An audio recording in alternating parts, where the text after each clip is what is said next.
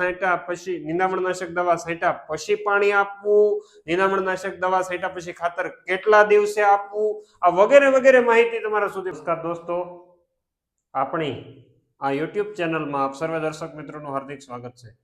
દોસ્તો, આજે આપણે ચર્ચા કરવાની છે કે શિયાળાના તમામ પાકો જેની અંદર ઘઉં, ચણા, ધાણા, જીરું, રાજમા, વટાણા, ડુંગળી અને તમને બાકીનો જે કોઈ ક્રોપ યાદ આવતો હોય, પાક યાદ આવતો હોય તો એની પણ આજના વિડીયોની અંદર આપણે જ ચર્ચા કરી રહ્યા છીએ.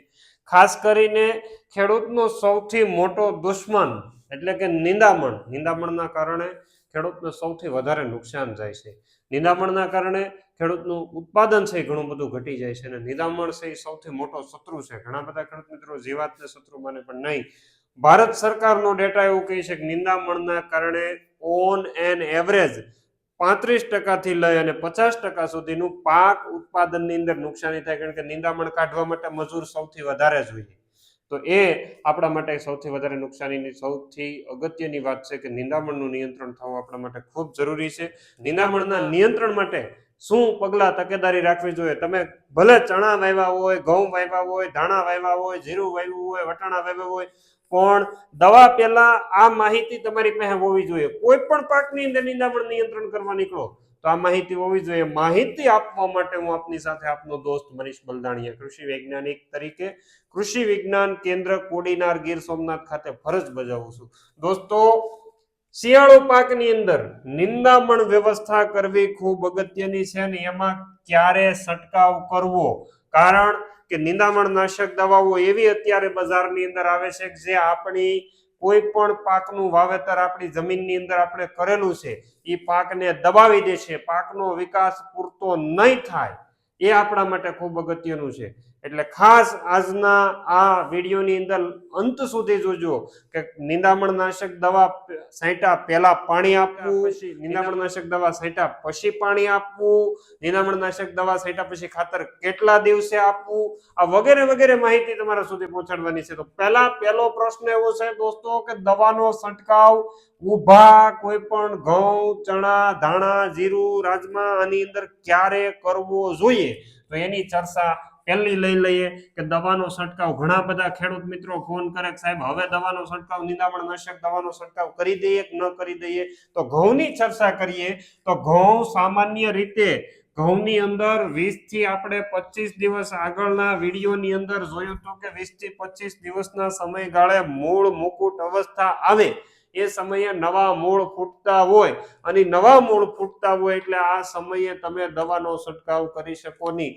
ભારત સરકારનું ઘઉંનું જે કર્નલ ખાતે સંશોધન કેન્દ્ર આવેલું છે એની ભલામણ એવી છે કે ઘઉંના પાકમાં તમારે નિંદામણની દવા છાંટવી હોય તો 30 થી લઈને 35 દિવસના ઘઉં થાય ત્યારે તમારે છંટકાવ કરવાનો છે.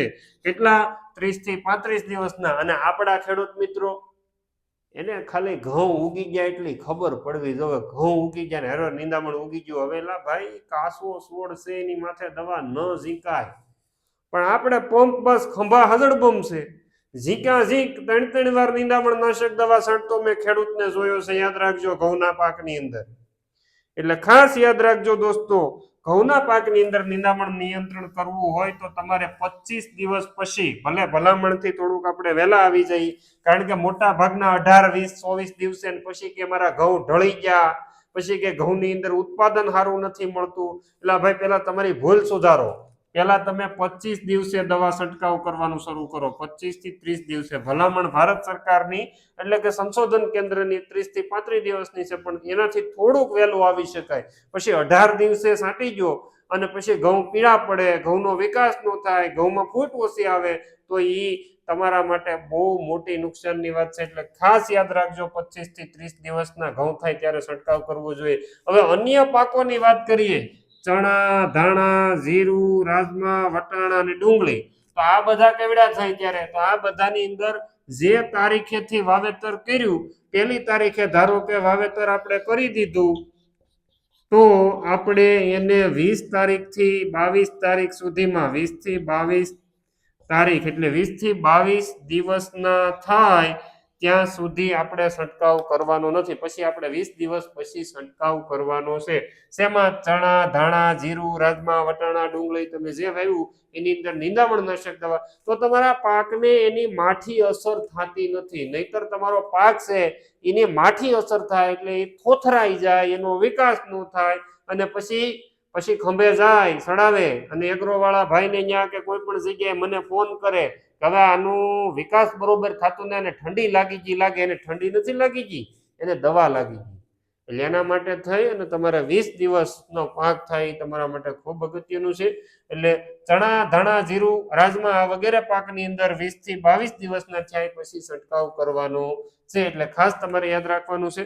હવે ઘણા બધાના પ્રશ્નો એવા હોય કે સાહેબ નિંદામણ નાશક દવા હું છાંટી દઉં અને વાહો પાણી પાઈ દઉં તો એમ નહીં. નિંદામણ નાશક દવાના છંટકાવ પહેલા આપણે પિયત આપવાનું હોય. હવે ચણાની અંદર તો આપણે ના પાડેલી છે, બાકી બધાની અંદર કાચા મોલની અંદર 20 દિવસ 22 દિવસ પછી પાણી પાઈ શકાય. ઘઉંની અંદર ધાણા, જીરું, રાજમા, વટાણા, ડુંગળી આની અંદર 20-22 દિવસના થાય ત્યારે પિયત આપવાનું હોય. ચણાને અવગણતા, ચણામાં આપવાનું નથી.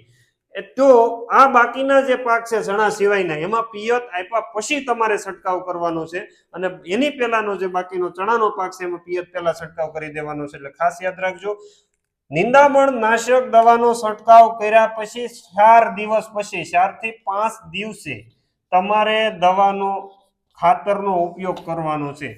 4 થી 5 નિંદામણ નાશક દવાના છંટકાવ કર્યા પછી 4 થી 5 દિવસ જવા દે ને પછી યુરિયા નાખવું હોય તો યુરિયા, વોટર સોલ્યુબલનો છંટકાવ કરવો હોય તો વોટર સોલ્યુબલનો છંટકાવ. નહીતર એકેયનું રિઝલ્ટ નહીં મળે, નહીં ખાતરનું રિઝલ્ટ મળે. અને ખાતર નાખશો એટલે ઓલું માંડ મરતું હતું એ પાછું ઊભું થાય. એટલે ખાસ યાદ રાખજો કે નિંદામણ નાશક દવાનો છંટકાવ થઈ જાય એના 4-5 દિવસ પછી યુરિયા નાખો, વોટર સોલ્યુબલ નાખો, તમને મજા આવે એ નાખો, પણ પછી નાખો, ત્યાં સુધી નાખવાનું નથી. હવે પછીનો પ્રશ્ન એવો છે, ખેડૂતની ઘણી એવી ભૂલો થઈ જતી હોય. આપણે ભાગીદાર અને મજૂર વહુ, આપણી મોટા ભાગની ખેતી અત્યારે હાલે છે. ભાગીદાર છે એ તમને ખબર છે, મજૂર કેવા છે કે એમાં ઘણી વખત આપણી પણ મોટી મિસ્ટેક થતી હોય. તો એના થ્રુ તમારે છે તાજા પાણીનો ઉપયોગ કરવાનો છે. અહીંયા લખ્યું કેવા પાણીનો. તમને એમ થાય કેવું પાણી સાહેબ કહેવાના છે? તળાવનું કહેવાના છે, નદીનું કહેવાના છે? એટલે ભાઈ તાજા પાણીની વાત છે.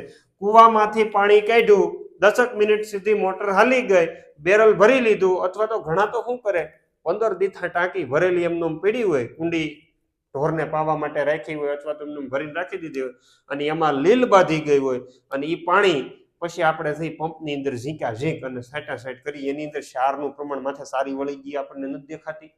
ભાઈ આપણે વિચારતા જ નથી. બસ તમારી દવા તમે શરબત આપો, દુકાને જઈને એક જ વાત કરવાની, તમે શરબત આપો છો, તમે ક્યાં સારી દવા આપો છો? પેલા તમારી મિસ્ટેક તમારે વિચારવાની છે. TDS નું પ્રમાણ વધી જાય, ડિઝોલ્વ સોલ્ટ નું પ્રમાણ વધી જાય તો એ આપણી આ દવા સાથે ઇન્ટરેક્શન કરે એટલે દવાને કાપી નાખે, દવાનું પરિણામ ન મળે, અથવા તો ડોઝ વધારે નાખવો પડે, ખર્ચો આપણે જ વધવાનો છે. દુકાનવાળા ભાઈ શું કહે કે ભાઈ શરબત નહોતું, દવા સારી હતી, તો હવે તમે 80 નાખતા થા 120 નાખો એટલે રિઝલ્ટ મળે. તમને તમારી ભૂલ ન દેખાણી, મેં ઓલું 15 દી પીડ્યું રહેલું પાણી વાપર્યું હતું. એટલે પાણી વાપરવામાં ખાસ ધ્યાન રાખજો, એ તમારા માટે ખૂબ અગત્યનું છે. મોટર 10 મિનિટ હાલી જાય પછી પાણી ભેગું કરી તાજું અને સારું પાણી વ્યવસ્થિત રીતના હોય એ પાણીનો આપણે ઉપયોગ કરવાનો છે. નોઝલ ખાસ આપણા માટે અગત્યની છે. અમે ઘણી વખત કહેતા હોઈએ છીએ, ઘણા બધા વિડીયોની અંદર આપણે વાત કરી કે નિંદામણ નાશક દવાની નોઝલ અલગ આવે, ફ્લેટ ફેન નોઝલ કહેવાય એને. કેવી? Flat fan.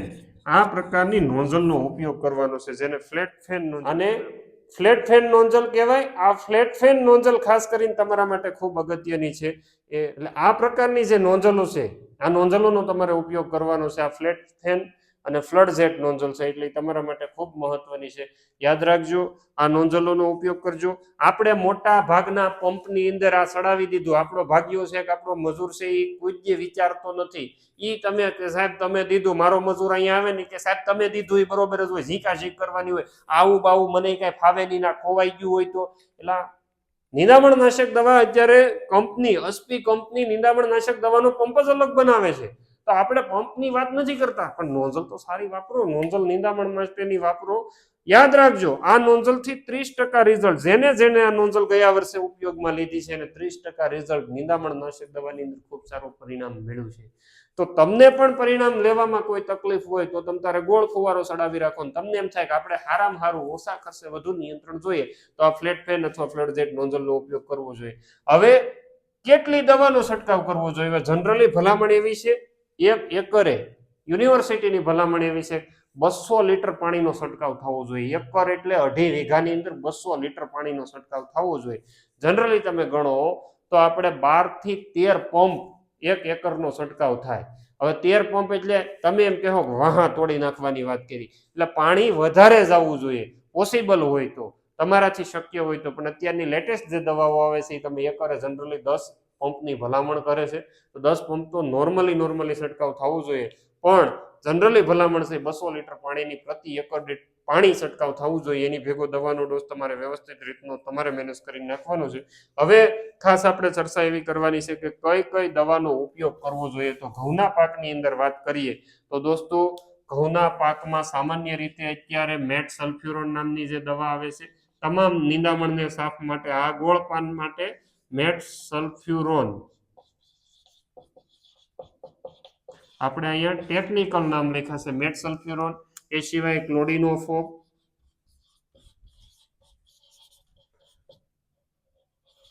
ક્લોડિનોફોપ અને મેટ સલ્ફ્યુરોન નું મિશ્રણ પણ આવે છે. ક્લોડિનોફોપ અને મેટ સલ્ફ્યુરોન અલગ પણ આવે છે, બરાબર? એટલે તમારા માટે ખાસ યાદ રાખજો, મેટ સલ્ફ્યુરોન અને ક્લોડિનો દવાઓ છે તમે વાપરી શકો. આ સિવાય સલ્ફોસલ્ફ્યુરોન બજારની અંદર જે આવે છે એનો પણ તમે ઉપયોગ કરી શકો. આ 3 દવાઓ. એ સિવાયની વાત કરીએ તો અત્યારે ફિનોક્સાડેન, જે કૂતીનો પ્રોબ્લેમ છે, લાંબી ડુંડી વાળી કૂતી ઘઉંની અંદર થાય છે, એ મરતી નથી, તો એના નિયંત્રણ માટે ફિનોક્સાડેન 5.1% કરીને જે આવે છે એનો તમે ઉપયોગ કરી શકો. આ ઘઉં માટે ખાસ કરીને એટલી દવાઓ છે. એ પછી જ્યારે ચણાના પાકની અંદર અથવા ધાણા, જીરું, રાજમા, વટાણા અને ડુંગળી, આની અંદર લાંબા પાન જ મળશે. લાંબા પાન વાળું જે નિંદામણ છે, લાંબા પાનનું નીંદણ, એનું જ નિયંત્રણ થશે. ગોળ પાન, આ બધા ચણા ગોળ પાનમાં, ધાણા ગોળ પાનમાં, જીરું, રાજમા, વટાણા અને ડુંગળી, આ બધા ગોળ પાનની અંદર આવે. તો આમાં તમે શું ક્વિઝાલોફોપ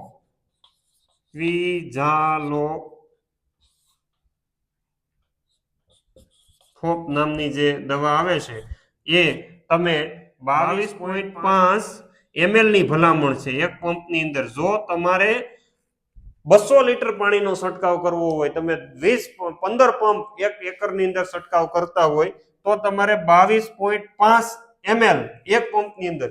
અધરવાઇઝ તમે 10 પંપનો છંટકાવ કરતા હોય તો તમારે 30 મિલી 1 પંપની અંદર નાખીને છંટકાવ કરવો પડે ક્વિઝાલોફોપ. અથવા તમને જીરુની અંદર જો બીજી આવે તો તમે પ્રોપોક્વિઝાફોપ કરીને જે દવા આવે છે એ પણ તમારે 25 થી 30 ml દવા છે 1 પંપની અંદર નાખી અને છંટકાવ કરવાથી પરિણામ મેળવી શકાય. એટલે ઘઉંને બાદ કરતા ચણા, ધાણા, જીરું, રાજમા, વટાણા, એમાં માટે નિંદામણ માટેની સ્ટાન્ડર્ડ અને સારી કંપનીની 2 જે દવાઓ આવે છે એનો જ તમારે ઉપયોગ કરવાનો છે. તમારા માટે ખાસ અગત્યનું છે. બાકી વધારે માહિતી માટે તમે અમારો અવશ્ય ટેલિફોનિક કોન્ટેક્ટ કરી શકો. ચેનલની માહિતી છે અન્ય ખેડૂત મિત્રોને મળી રહે એના માટે ચેનલના વિડીયોને છે શેર કરતા રહેજો. ચેનલ ઉપર નવા હોય તો ચેનલને સબસ્ક્રાઇબ કરી દેજો, બાજુમાં બેલ આઇકોન ઉપર ક્લિક કરી દેજો, એટલે જેથી કરીને અવારનવાર તમને આવી માહિતી મળી જાય. જે લોકોને માહિતી ખૂબ સારી લાગતી હોય તો વિડીયોને લાઈક કરવાનું અને શેર કરવાનું ન ભૂલે. ખાસ જે લોકોને નોંઝલની કદાચ વધારે જરૂરિયાત પડે અને નોંઝલની માહિતી માટે અહીંયા આપેલો જે કોન્ટેક્ટ નંબર છે એ કોન્ટેક્ટ નંબર ઉપર અવશ્ય કોન્ટેક્ટ કરજો. આટલી માહિતી આપીને વિરમીએ છીએ. અસ્તુ, આભાર, જય હિન્દ, ભારત માતા કી જય.